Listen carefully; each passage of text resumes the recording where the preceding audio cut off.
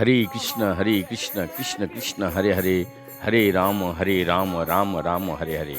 घर एक मंदिर प्रतिदिन की हमारी घर की जगन्नाथ जी, बलदेव, सुभद्रा माई तथा सुदर्शन जी के दर्शन के पश्चात हमारी घर एक मंदिर से एक छोटी सी कथा आप सभी भक्तजनों के चरणों में पुष्पांजलि के तौर पे मैं ये पेश करता हूँ। तो शुरू करने से हमारा चल रहा है ब्रज रसिकाचार्य श्री रूप गोस्वामी। तो सभी हमारे गुरु वर्ग तथा चारों संप्रदाय के साधु संत महंत वैष्णव भक्त जो जहाँ पे जिस अवस्था में है सभी को मैं कोटि कोटि दंडवत करते हुए, कल हम लोग सुने थे गौरांग महाप्रभु एक श्लोक गाए थे। वो श्लोक था तुंडे तंड विनीरितम बीतनुते तंडावली लब्धये कर्ण कर्ण कीडम्बिनी घटयति कर्णाभूर्दभ्यं सुस्पृहं चेत प्रंगनं संगिनी विजयते सवेन्द्रियानं कृति न जान जनती क्रिया भीदर मते कृष्णति वर्णदही। ओहो कृष्ण, ये दो शब्द न जाने कितने अमृत को लेकर उत्पन्न हुए है। देखो, जब नटी के समान ये मुख में नृत्य करने लगते हैं तो बहुत से मुख प्राप्त करने की लालसा जाग उठती है। जब कर्ण कुहर में प्रवेश करते हैं तो आरवों कर्ण के लिए स्पृहा होने लगती है। जब चित्त रूपी प्रांगण में संगिनी रूप से उदित होते हैं तो समस्त इंद्रिय को हर लेते हैं। श्लोक सुन हरिदास उल्लासित हो और जैसे ही सुना हरिदास ने नृत्य करने लगे और कहने लगे कृष्ण नाम की महिमा शास्त्र में बहुत पढ़ी है और साधु मुख से भी बहुत सुनी है, पर ऐसा महिमा तो आज तक ना पढ़ी है ना सुनी है। महाप्रभु ने आनंद विहल हो हरिदास और रूप दोनों को आलिंगन किया, पर उन्होंने इतने से संतोष ना हुआ। रूप की महिमा को बढ़ाने और उन्हें नई और तीव्रतर प्रेरणा से उद्बुद्ध करने के लिए स्वरूप और रामानंद जैसे रस सिद्धांतों में पारंगत व्यक्तियों की स्वीकृति भी दिलवाना चाहा। बहुत ध्यान से सुनिएगा। हमारे ब्रज रसिक और गौड़िया संप्रदाय के जो वैष्णव तत्व का रीढ़ की हड्डी मान जा सकते हैं रूप गोस्वामी, सनातन गोस्वामी, इन सब की चर्चा आजकल हम वृंदावन से चल रहा है और बहुत से सराहनीय भक्त लोग इसकी सुन रहे हैं और सुनने की मौका भी बना दे रहे हैं। इसीलिए एक हुए ये सर्वभौम भट्टाचार्य आदि प्रधान भक्त गौरांग महाप्रभु एक दिन सर्वभौम भट्टाचार्य आदि प्रधान भक्तों को लेकर वहां पहुंच गए। रूप से कहा दोनों नाटकों के कुछ अंश पढ़कर सुनाने के लिए। वो संकोच के साथ जिन अंशों ने राय रामानंद ने कहा सुनने लगे। सुनकर सब अति चमकित हो आनंद समुद्र में गोते खाने लगे। महाप्रभु का मुखारविंद अपूर्व तृप्ति के आनंद से खिल गया। रामानंद ने कहा ये कवित्व नहीं है, अमृत की धारा है। इसे सुन चित्त आनंद से झूमने लगता है। सिद्धांत और प्रेम परिपाटी की दृष्टि से ये अद्भुत है।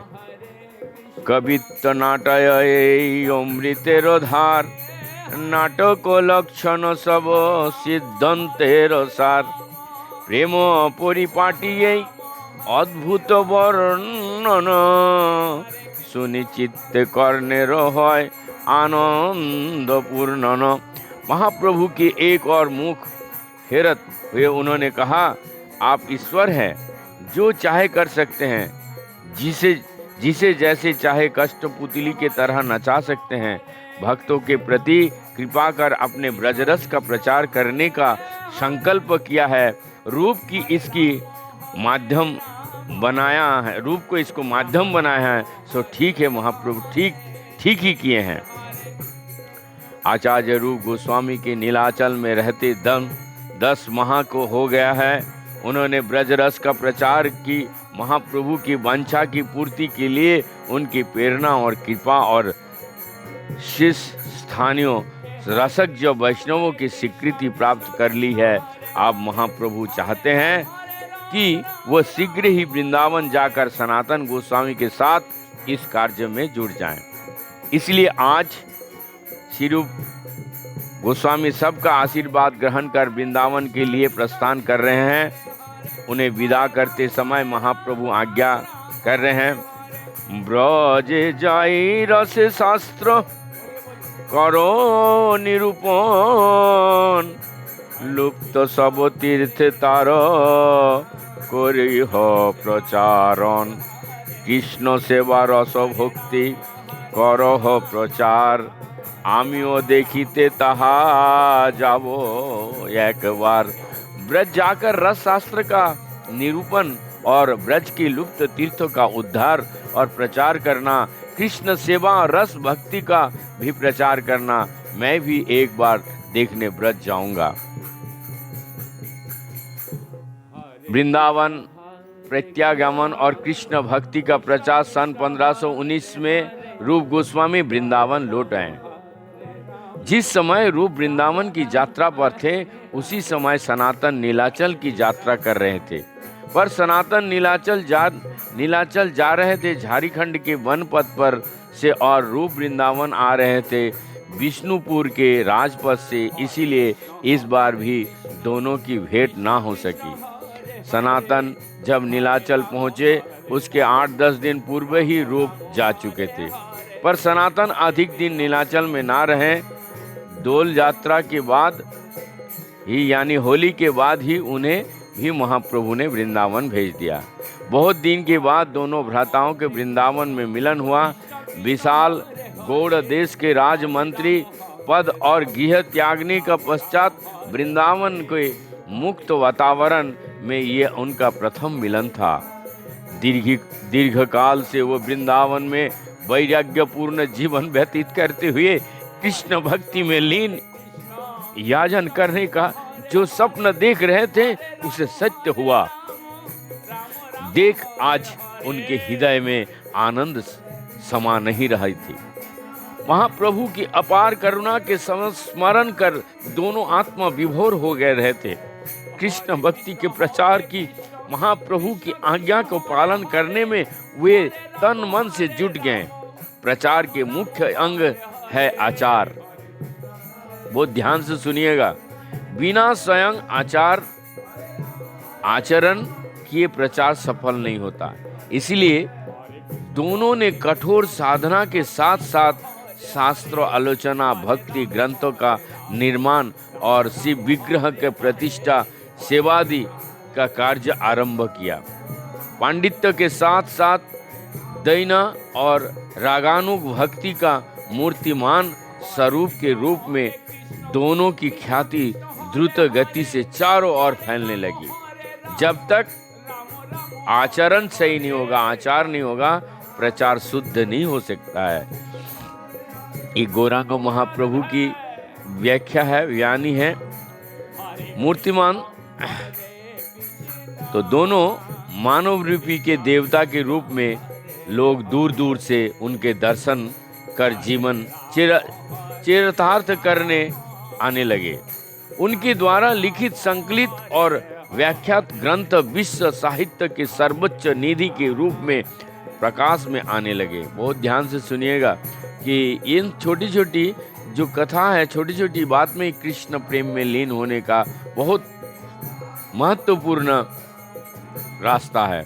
महाप्रभु ने सनातन गोस्वामी से कहा था, मैं अपने बहुत से डोरकोपनिधारी कंगाल भक्तों को वृंदावन भेजूंगा। तुम्हें उन्हें आश्रय देना होगा और उनकी देखरेख करनी होगी। उन भक्तों की टोलियों अब आने लगे। सनातन गोस्वामी ने उनके प्रति अपने कर्तव्य का यथासंभव पालन किया, पर सनातन स्वभाव से गंभीर प्रकृति के थे। रूप जैसे कर्म पटुता उनमें ना थी, इसीलिए रूप को ही अग्रीण होकर के उनके रहन सहन और भोजन साधन की व्यवस्था करनी होती। कोई नया भक्त वृंदावन में आता तो उनको खोजता, उन्हीं के शरण लेता और उन्हीं को तत्वाधान में अपनी जीवन यात्रा सफल करता। आचार्य रूप सनातन गोस्वामी दोनों के वृंदावन आने के कई वर्ष बाद गोपाल भट्ट गोस्वामी वृंदावन आए। हम गोपाल भट्ट गोस्वामी जी के भी हम वृंदावन में उनकी चर्चा करेंगे बाद में। उसी समय नीलाचल में अकस्मात महाप्रभु के अंतर्धान हो गया। जब रघुनाथ दास गोस्वामी आदि भी वृंदावन आ गए, गोस्वामियों के टोली वृंदावन में एकत्र हो जाने का पश्चात शिव विग्रह प्रतिष्ठा सेवा कार्य तेजी से चल पड़ा। एक एक गोस्वामी ने एक एक कृष्ण के विग्रह को प्रतिष्ठा की और उसी के नाम से वह परिचित हुआ।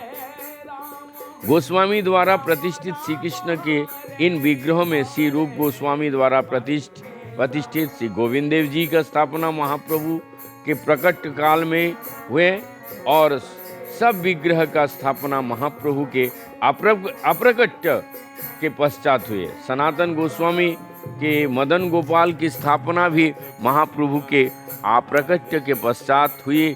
कुछ लोगों का मत है कि मदन गोपाल की सेवा के साथ ही महाप्रभु की अप्रकट का एक वर्ष पीछे गोविंद देव की सेवा भी स्थापना हुई, पर गोविंद देव जी का स्थापना महाप्रभु के प्राकट्य रहते ही होने का प्राचीन ग्रंथों में स्पष्ट उल्लेख है। ये हो सकता है कि रूप गोस्वामी ने गोविंद देव का आविष्कार पहले किया हो, पर मंदिर आदि निर्माण पूर्वक समारोहों के साथ विग्रह प्रतिष्ठा के कार्य पीछे हुआ।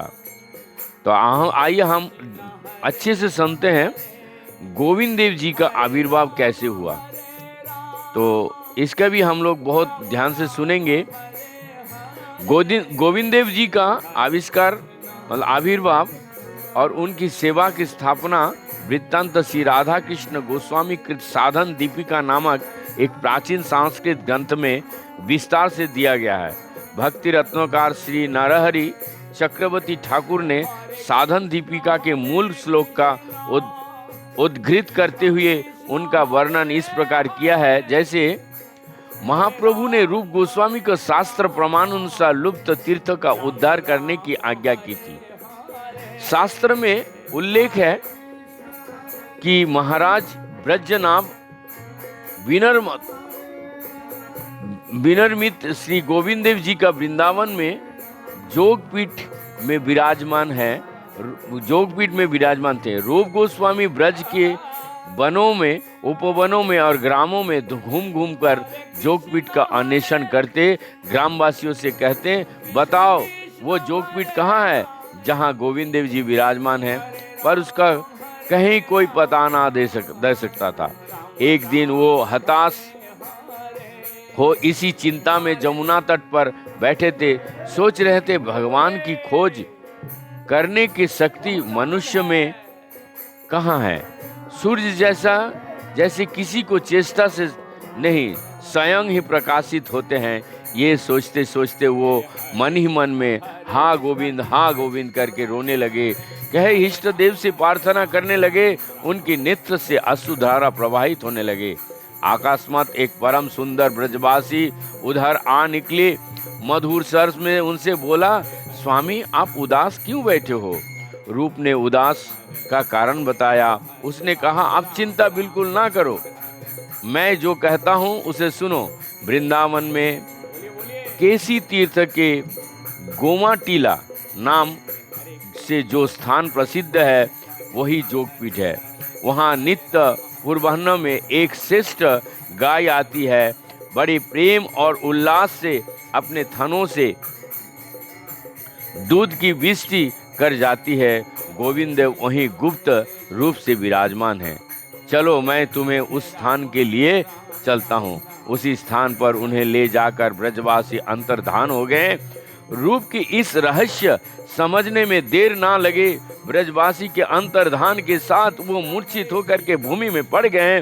ब्रह्म ज्ञान होने पर उनके हृदय में आनंद की सीमा नहीं रहे और अविराम आनंद रसू से बहते हुए पास की ब्रजवासियों की बस्ती में गए और उन्हें ये शुभ संवाद सबको बताया।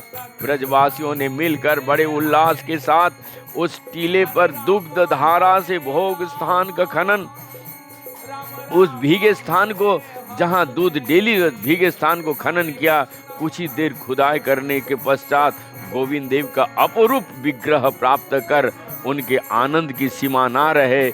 उनकी हर्ष ध्वनि और गोविंद देव की जय जयकार से आकाश गूंज उठा। रूप गोस्वामी ने शास्त्र वाक्य द्वारा प्रमाणित किया कि गोमा टीला दापर युग की जोगपीठ है और आविष्कृत श्री विग्रह ब्रजनाभ महाराज द्वारा प्रतिष्ठित और पूजित गोविंद देव है। गोविंद देव का प्राकट्य का बात सुन असंख्य नर नारी दूर से उनके दर्शन करने आने लगे। कई दिन तक अपूर्व हर्षोल्लास के साथ महोत्सव होता रहा। रूप गोस्वामी ने गोविंद देव जी के प्राकट्य का समाचार पत्र द्वारा महाप्रभु को भेजवाया। गोविंद प्रकटे मात्र शिरूप गोसाई क्षेत्र पुत्री पाठ हईला महाप्रभु ठाई। श्री कृष्ण चैतन्य प्रभु पार्षद सहिते पुत्री पड़ी आनंदे ना पारे स्थिर होइते। ये जो पैरा है भक्ति रत्नाकर में दूसरी अध्याय में 436 और 439 के 436 और 439 में लिखते हैं, महाप्रभु ने उसी समय अपने पार्षद काशीश्वर को वृंदावन जाने की आज्ञा दी। काशीश्वर उनकी आज्ञा को उल्लंघन तो नहीं कर सकते थे, पर महाप्रभु को छोड़ने का दुख भी सहन करने का उनके लिए संभव ना था। काशीश्वर को इस धर्म संकट में पड़ देखकर महाप्रभु ने उन्हें गौर गोविंद नामक अपना एक शिव विग्रह देकर कहा, लो इसे साथ ले जाओ।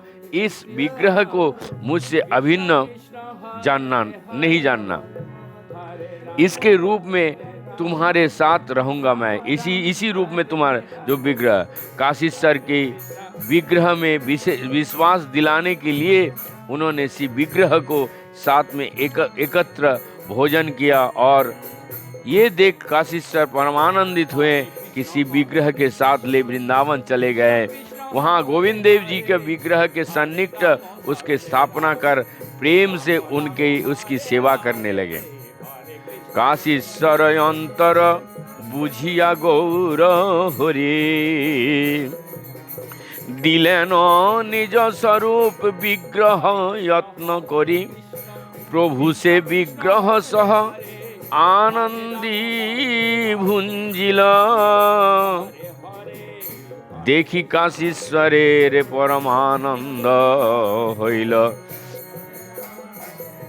श्री गौर गोविंद नाम प्रभु जानाइला तारे लइया काशीश्वरे वृंदावन आइला। गोविंद दक्षिणे प्रभुरे बसाइया कराए अद्भुत सेवा प्रेम विष्टि हइया। भक्ति रत्नाकर में दूसरी अध्याय में 440-443 में यह है। रूप गोस्वामी ने भक्ति रसामृत सिंधु में गोविंद देव जी का दर्शन का संबंध में ये चेतावनी दिए हैं। स्मरम भंगि त्रय परिचिता साच विस्तरना दिष्टम वंशिन्नयस्ताधर काकीसलया मुंजलाम चंद्र केन गोविंदाख्यम हरितानुमति मितकीसी तीर्थपकंठे माँ प्रेक्षस्तास्तव यदि सखे बंधु संगे स्थिरंगे। सखे यदि तुम्हारे स्त्री पुत्र, इसके बाद हम कल सुनेंगे। तत्पश्चात के लिए हमें सब हरे कृष्ण कृष्ण कृष्ण हरे हरे, हरे राम राम राम हरे हरे।